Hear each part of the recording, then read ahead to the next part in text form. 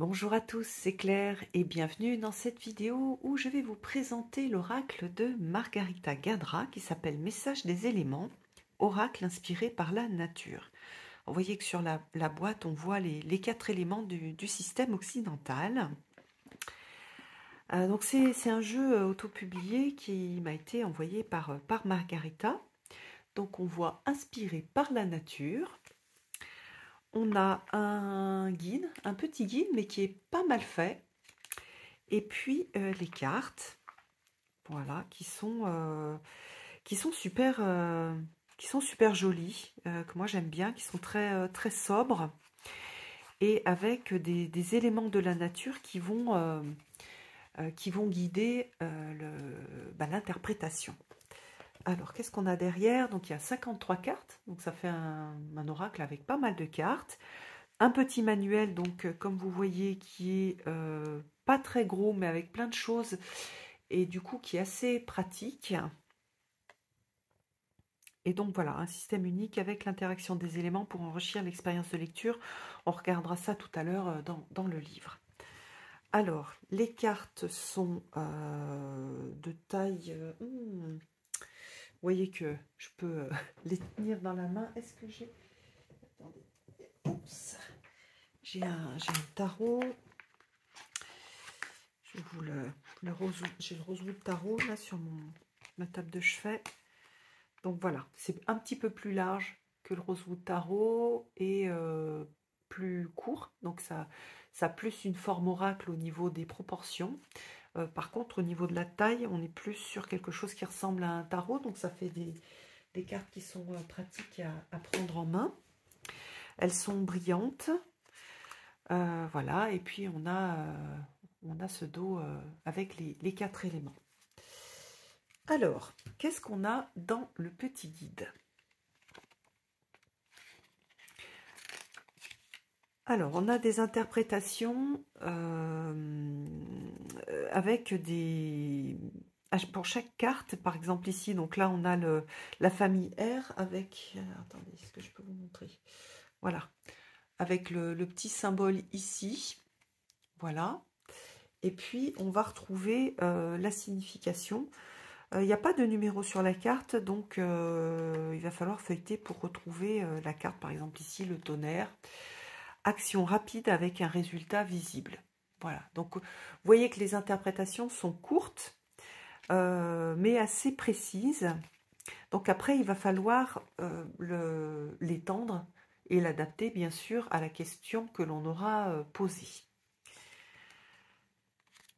Après, on a l'eau avec l'explication. Moi, j'aime bien cette toute petite explication au départ. Par exemple, dans la famille de l'eau. Donc, l'eau est source de la vie. Rafraîchissante, elle peut aussi porter la destruction. Elle évoque aussi les cycles. Telle l'eau, les émotions fluctuent. Donc ça, c'est super intéressant parce qu'on commence aussi à appréhender, pour les gens qui l'ont jamais fait, les significations des éléments avec quelque chose de concret, pas juste j'apprends par cœur à quoi correspond l'eau, mais oui, en effet, l'eau, c'est la source de la vie. On a besoin d'eau pour vivre, elle rafraîchit, elle peut aussi détruire, hein, avec soit les raz-de-marée, soit quand on a des inondations. Elle provoque aussi les cycles, donc on a les vagues, on a l'eau des femmes aussi, et telle l'eau, les émotions fluctuent. Donc vous voyez que moi j'aime bien ça, qu'il y a quelque chose, c'est pas juste à apprendre par cœur, c'est une explication de l'énergie de l'eau avec des choses très faciles à comprendre. Et ensuite, donc par exemple ici on a l'aigle marine, on va avoir la propriété de la pierre, et ce qu'elle signifie. Donc elle signifie aussi qu'il est temps de prendre une pause pour écouter ses émotions, par exemple. On a un mélange dans l'eau, on va avoir par exemple une pierre, on a une chute d'eau, on a un bel hippocampe, on a une sirène et on a la tempête. Même chose pour le feu, même chose pour la terre, voilà. Et puis on a un 5e élément qui est la pierre philosophale. Alors pour les gens qui ne connaissent pas le 5e élément, c'est pas, bien sûr, elle le note d'ailleurs, c'est pas celui du film de Luc Besson. Alors, après on a le message des éléments, c'est-à-dire si on a une prédominance de famille dans un tirage, voilà ce que l'on va avoir comme type on va dire, d'énergie du tirage. Si on a beaucoup de cartes terre, on va avoir une signification qui va être axée sur l'ancrage, sur la croissance. Donc voilà, après on a des interactions, et c'est même la même chose, j'aime beaucoup ce travail qui a été fait, d'explication. Quand on a la terre qui vient sur le feu, on a donc cette idée de terre qui éteint le feu, hein. Quand on fait un feu de camp, on va mettre de la terre dessus pour l'éteindre. Donc on va canaliser sa colère, arrêter une situation qui commence à s'envenimer, etc. Donc voilà, on a pas mal d'explications. Donc quand il y a un groupe de 3 cartes, il convient de faire 3 paires avec 2 cartes consécutives, donc une, et groupe 1 et groupe 2. Et groupe 3. Ok. Il convient de faire 3 paires avec 2 cartes consécutives. Ok. Qu'est-ce qu'il y a dit? Est-ce qu'il y a un groupe de 3 cartes qu'il convient de faire? Donc du coup 2 paires avec 2 cartes consécutives. Mais on peut aussi décider de faire un 3. Après, donc, il y a des tirages qui sont aussi intéressants. Un tirage simple pour le message du jour, avec un exemple. Donc, très bien, comme ça on comprend comment l'auteur a structuré le jeu et comment il fonctionne. 3 cartes, passé, présent, futur. C'est hyper classique comme tirage, mais indémodable.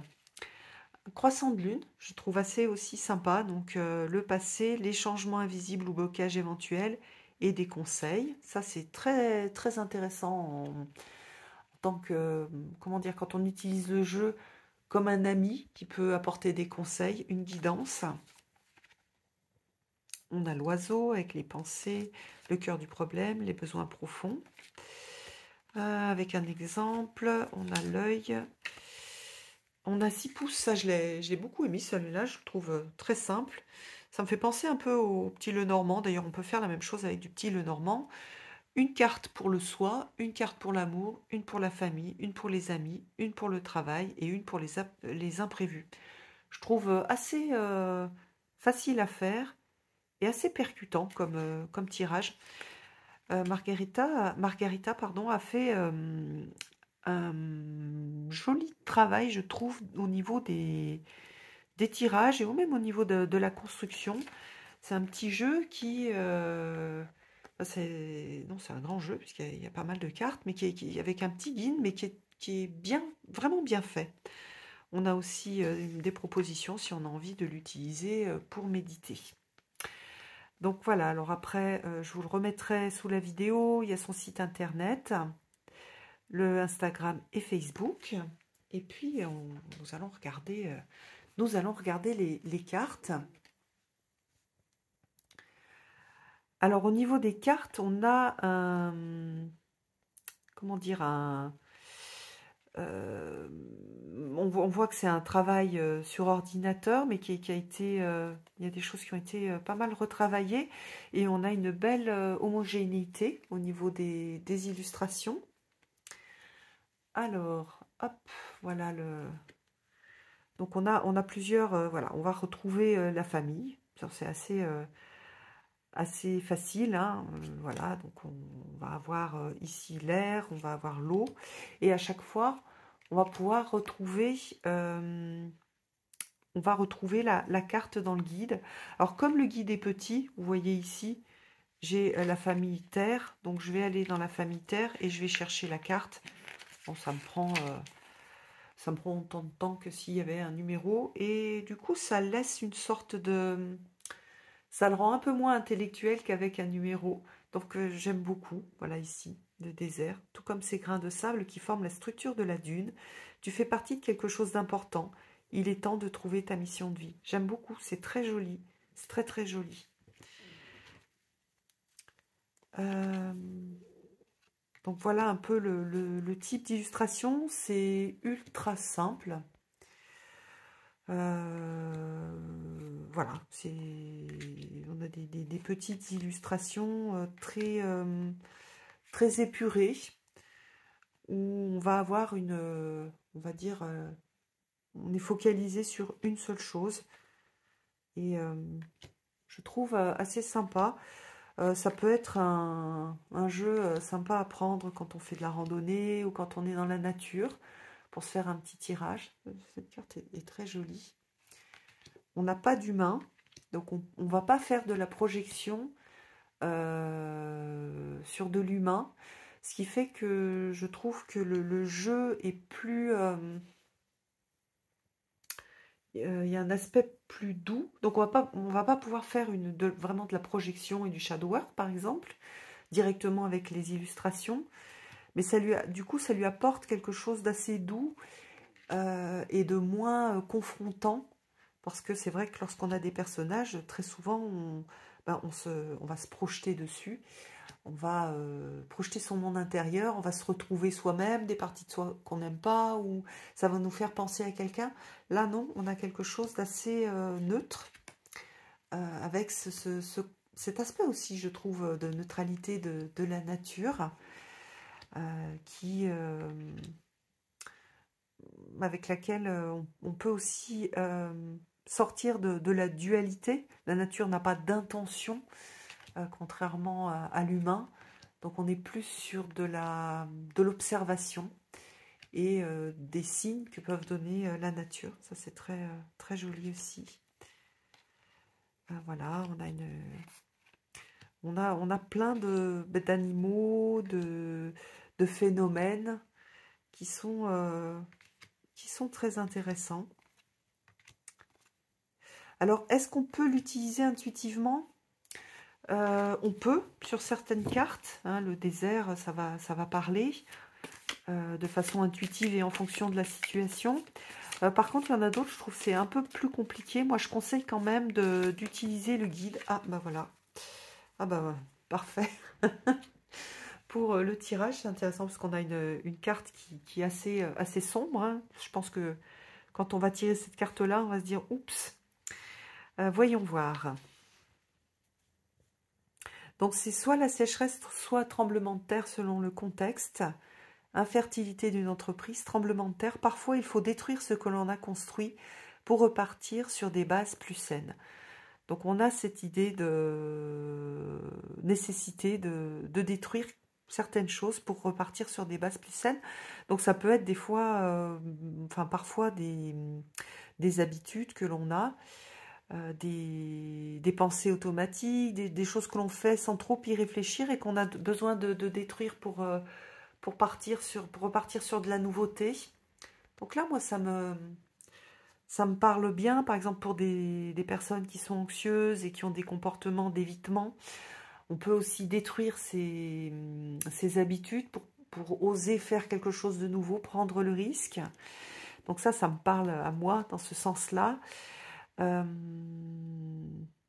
Des façons de créer aussi, des façons des relations aussi qui peuvent devenir à la longue soit plus vraiment nourrir, soit voire même devenir toxiques. Donc voilà, accepter de perdre cette relation pour entrer en relation avec d'autres personnes ou avoir des fréquentations parfois plus légères, peut-être moins profondes, mais qui apportent de meilleurs, comment dire, on va pouvoir s'évader, on va pouvoir faire des nouvelles choses avec de nouvelles personnes, moins graves, mais du coup ça va nous changer les idées, on va moins tourner en rond sur certaines préoccupations voilà, en fait c'est une très jolie carte aussi. Et en cette période de printemps qui a bien commencé, c'est aussi ce moment-là où il y a des nouveautés qui sont accessibles et que l'on a, on a des opportunités. Ces nouveautés apportent des opportunités. Parfois, on a besoin de casser certaines choses, à nouveau, des habitudes, des fréquentations, des façons de faire, des façons de penser, pour pouvoir en profiter, donc pouvoir profiter de ces nouveautés. Donc c'est une jolie carte pour ce tirage-là, pour nous tous. En tout cas, moi, ça m'inspire bien, je la trouve très sympa. On peut peut-être se tirer une autre carte de complément. Hop, allez, celle-ci, on va la choisir. Oh, une aurore boréale, magnifique. Alors, Donc c'est une carte d'air. On a une carte de terre et une carte d'air. Alors dans la carte d'air, l'aurore boréale.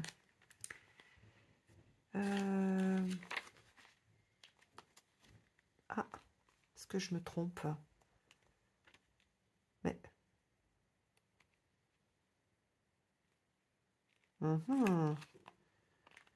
Alors, est-ce que la carte manque ou est-ce qu'elle est mal placée? Je vais regarder.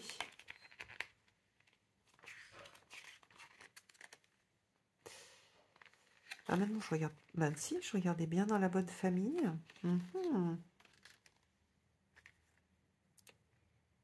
Le halo, le papillon. Alors, je vais faire une pause et je vais regarder. Je reviens vers vous.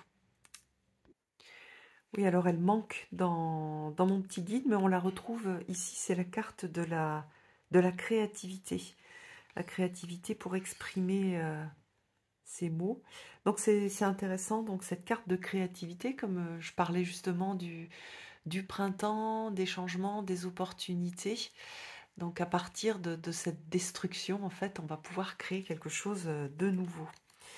Alors, peut-être que j'ai un guide avec une erreur, mais au pire, je rajouterai sur le guide l'aurore boréale avec créativité. Donc voilà pour ce joli projet, je trouve, et super intéressant. Voilà, très, très original. Parfois, l'originalité, ça ne veut pas dire que c'est facilement utilisable. Là, on a vraiment, je trouve, un jeu que l'on peut utiliser. Je pense que voilà, Margarita, elle tire les cartes. Il y a parfois il y a des jeux qui sont créés par des gens qui n'ont pas l'habitude de tirer les cartes, et je trouve que ça se sent.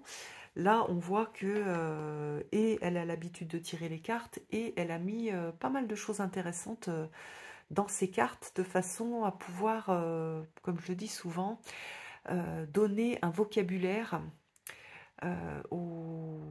suffisamment de mots de vocabulaire aux cartes, pour que, alors selon ce à quoi on croit, la sagesse intérieure, ou le guide, ou les anges, ou peu importe, puisse s'exprimer. Donc je trouve que c'est vraiment, enfin j'ai été très très agréablement surprise par ce travail, et je trouve que c'est vraiment un jeu très très chouette. Voilà, j'espère que ça vous a plu et je vous embrasse tous. À bientôt.